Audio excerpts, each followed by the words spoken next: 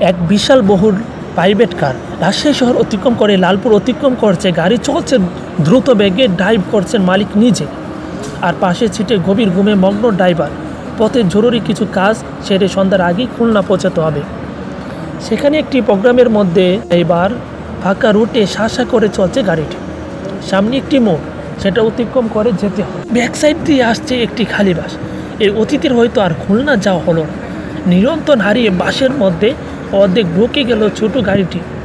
ঘুমান্ত driver এতক্ষণে একেবারেই ঘুমিয়ে গেল, আর সাময়িক ড্রাইভাররত অতিথিকে গাড়ির সামনের অংশে প্রচণ্ডভাবে চেপে ধরে রাখে। ফলে তার শরীরের রক্ত এবং পানীয় সব মুখ দিয়ে বের হয়ে যায়। পা দুটো দুমড়ে মুচড়ে যায়। এ যেন এক মহা বেদনার ইতিহাস। আশেপাশে কোনো বসতি নেই, আছে শুধু ফসলে ভরা ক্ষেত। দীর্ঘক্ষণ কেটে যায় এভাবেই। স্টারিংয়ের ছাপে জীবন প্রদক্ষিণ হয়ে আসা অতিথি এই বিপদে উচ্চস্বরে পরম বন্ধু অসহের সহায় মহাপরাক্রমশালীর নাম জপতে থাকেন।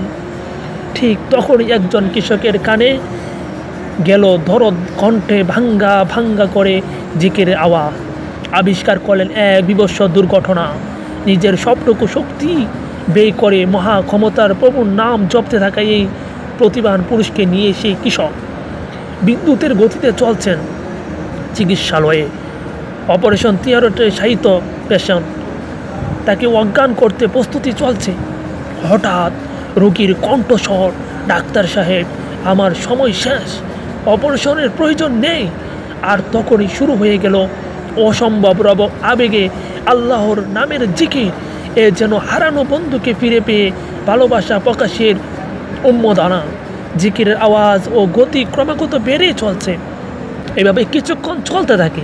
হঠাৎ গতি কমতে শুরু করল, ক্ষীণ থেকে ক্ষীণ হতে লাগলো, একেবারে আওয়াজহীন হয়ে গেল। এ যেন এক মহা নীরবতা। এভাবে ধরা ছেড়ে চির তুলে চলে গেলেন এ দেশের হাজার যুবকের জীবনের মোড় ঘুরে যাওয়া উসিলা।